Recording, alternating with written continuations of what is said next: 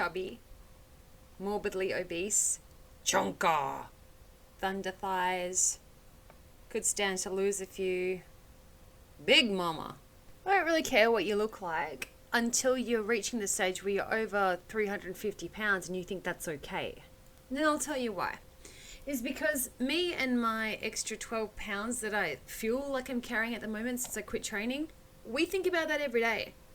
Whereas I'm going past someone and I'm watching them literally in their day stop off at every single fast food joint in their journey, and then they're wondering why they're depressed or why nothing's changing. The things that are getting to me when I think about weight management or just being aware of what you're putting in your body sometimes is whether you're aiding the nutritional intake and helping and supporting your cells in your body, or whether you're taking away from it. So when I think about losing weight for myself, I'm not necessarily even just thinking about losing a couple of extra kilos to get into a dress that used to fit you, a couple years ago.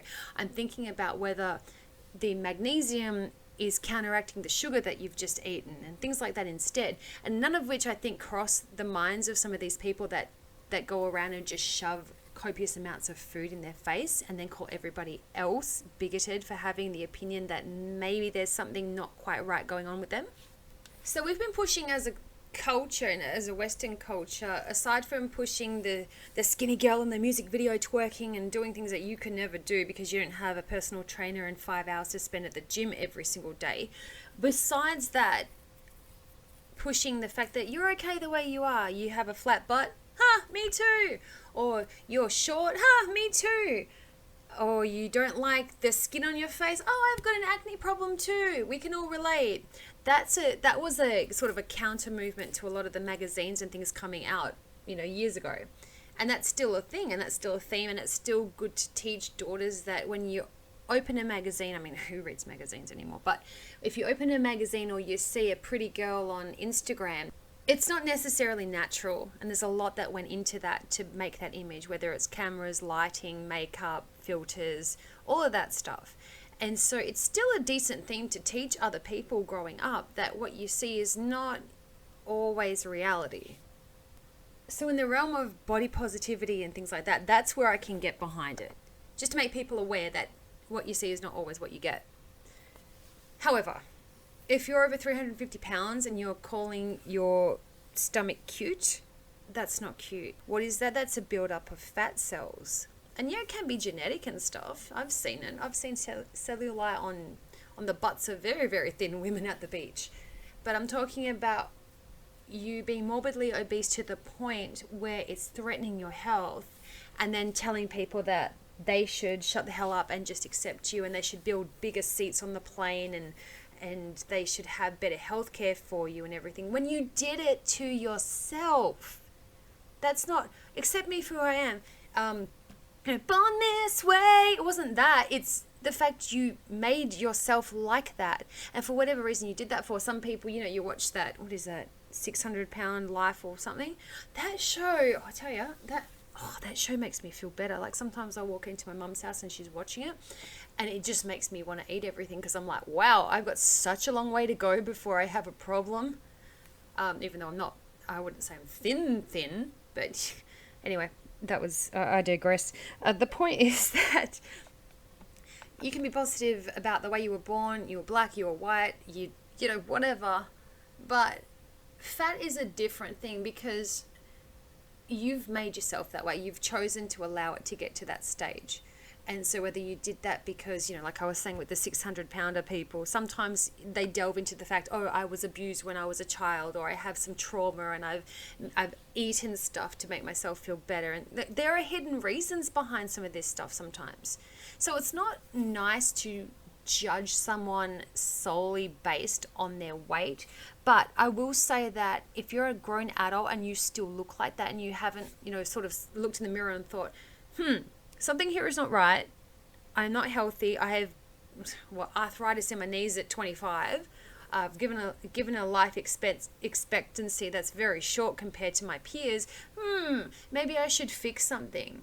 But I think the way the culture is now is that we're so celebratory over anything and anyone, and you watch like Australia's Got Talent or America's Got Talent, someone just sings like a song and it's okay, but they get a standing O. And like, I'm not that old, but like back in my day, you didn't get an ovation unless you kicked some ass. And now we sort of celebrate so much bullshit. Oh yeah, you did this. Oh, you're fat and you're proud. You shouldn't be proud if you're over 350 pounds. You should be scared. You should be scared that you're going to get so large that you can no longer have kids because your organs are ruined. You should be scared that you are susceptible for diabetes, which makes it a comorbidity to something else you might get. You know, you see all these Rona people and they're like, oh, they died of Rona. Yeah, but they also had diabetes and they also had this and they also had that and they also smoked. And it's like that. It's something that your body doesn't need. It's an extra thing that it needs to cope with, and it's extra inflammation and the weight on your joints and all of that stuff. It's like the life that you will be having, because I don't see you getting to 90, the life that you will be having is going to be wrought with pain and inconvenience. Like when you go out with your friends and you can't get a booth seat because you can't fit in it, or you can't sit at the bar with them because your butt can't fit on that seat without severe overhang on both sides, or you can't sit on a plane comfortably because you're crushing the person next to you who paid exactly what you paid, yet they're getting half a seat because of you, because you chose to have extra hot dogs when you were younger. And don't get me wrong, I've got pretty large friends and they are lovely people. I like people. I don't like the way they look or what they can do for me or anything like that. But there is a stage where you have to say to yourself, you have to try and realize, what is the difference between you and I? Where did it go wrong that you just looked in the mirror and thought, can't be bothered? How am I so different to you? Because I'm not. Otherwise, we wouldn't be friends. So it's not to say big people are horrible people or anything, but they are certainly getting that way, aren't they? I'm fat and you gotta love me for who I am and all that stuff. Yeah, I love you so much that I want you to be healthy. You just stop putting this bullshit on younger people or people that are easily influenced and feel like they don't fit in, and that they have a community that they can gravitate to, because what you're doing isn't right for you or others. Stop being positive about weighing that much. It's not good for you. It's not good for the health system. They want you sick, you know, and that's another video, but they want you sick. They want you to depend on the healthcare system and them, and they want you to be immobile, and they want you to live a life that's not fulfilling and that doesn't make you happy. Don't eat so much. Holy crap. I don't want to look at someone down the street, and I don't find you disgusting to look at. Like, I know some people say, oh, fat people have fat rolls. They need to have several showers a day because they got to clean under the rolls and stuff. People can't reach their butt if they're that big. And they have all these connotations, which, hey, look, I think they might be true, but that's not what I'm thinking. When I see someone like that, my first thought is, I feel pretty bad for them. If I see them struggling with, say, you know, getting in their car or something like that, or finding a car spot not too near others so they can open their door enough, I feel bad for them, and I feel bad about whatever happened in their life, what might have happened in their life to make them like that. But at the end of the day, you are in charge of you, and you are in charge of that body, that vessel that you're in on this earth at this time. I think that's what a lot of people don't like about larger people, is that not only does it sort of scream, oh, this person has something wrong, and you know, like healthy birds peck the sick one to death. Society is a little bit like that, but on top of that stuff, it kind of comes across as, why aren't you a little bit even strong-willed enough to take care of yourself? You're not having a good time on this earth being like that. Yeah, you can eat what you want, but you can't fit in an elevator sometimes. You can't fit in a cab.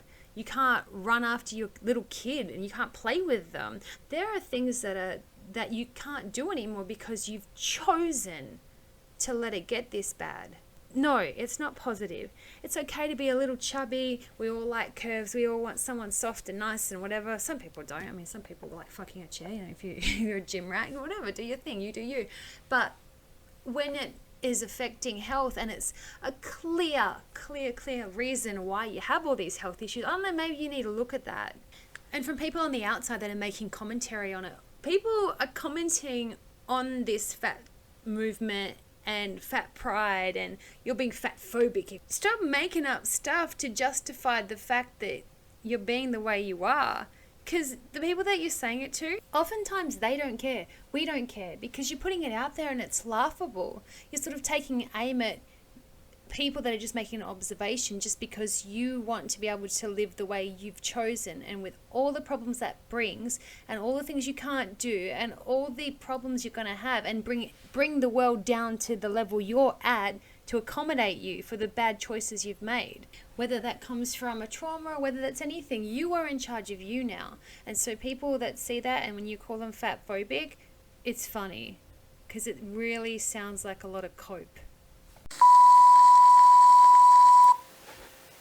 Don't want to be one of those people that's asking you to sub and like, but if you feel like commenting or liking, that would help me out. It'll give me the power to do more of these episodes.